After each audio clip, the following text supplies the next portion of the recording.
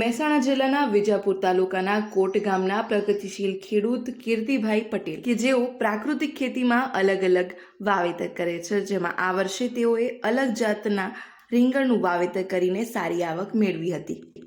મારું નામ પટેલ કીર્તિકુમાર બળદેવભાઈ, ગામ કોટ, તાલુકો વિજાપુર, જિલ્લો મહેસાણા. હું લગભગ મારી જોડે 7-8 વીઘા જમીન છે.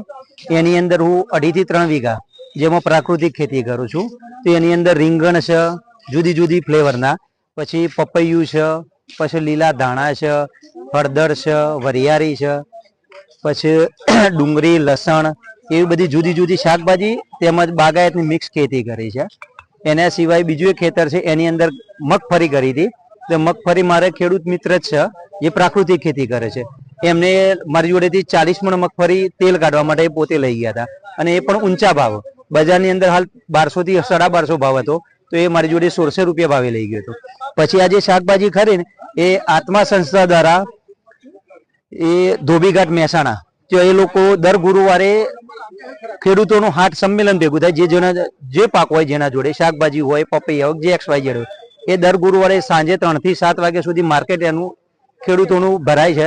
ત્યાં મહેસાણા શહેરના આજુબાજુના જે પ્રાકૃતિક ખેતીના જે જાણકાર છે, એ લોકો શાકભાજીની ખરીદી કરવા ત્યાં આવે છે. રીંગણમાં જુઓ, એક તો ભટા છે, બરોબર, પછી લાંબા રીંગણ છે, દેશી લાંબા રીંગણ, પછી આ નવી એક વેરાયટી છે સેન્ડો ટાઈપની, પછી પપૈયા, પછી આજે સફેદ ને લીલી લીટી વાળી ડેટી કે છે, પછી આ કાળી લીટી વાળી ડેટી.